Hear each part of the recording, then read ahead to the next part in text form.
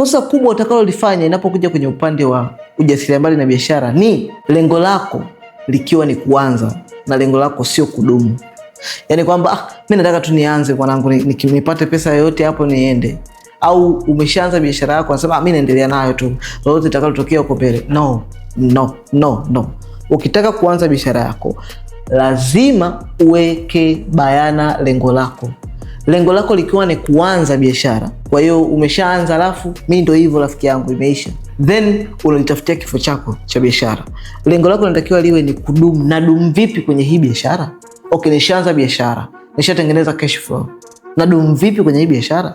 Sio mimi nishaanza biashara maisha yameenda. No, kuanza biashara ni hatua ya kwanza. Unauza juisi, una saluni, unasuka, una biashara yako ya aina yoyote. Lengo lako sio kuanza biashara, lengo lako ni kudumu biashara. Na kudumu biashara maana yake nini? Kuweza kurasmisha biashara yako na kutengenezea muundo rasmi utakwenda nao vizazi na vizazi. Generation yako inayotoka chini, watoto wako watakapokuja wanakuta tayari kuna biashara ambayo imeshasajiliwa, aidha ni kampuni ama biashara ambayo tayari ipo, inajua namna gani wanafanya masuala ya kodi, taasisi za kifedha, kutambulika na serikali, kuweza kuwavutia wawekezaji, kuweza kufanya biashara za kimataifa. Unadumu vipi kwenye biashara?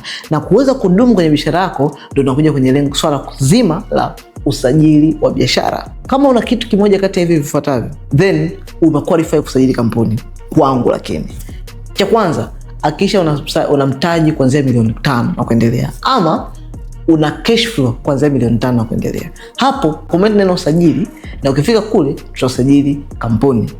Lakini kama uko chini hapo, comment neno usajili, tukifika kule tutasajili jina la biashara.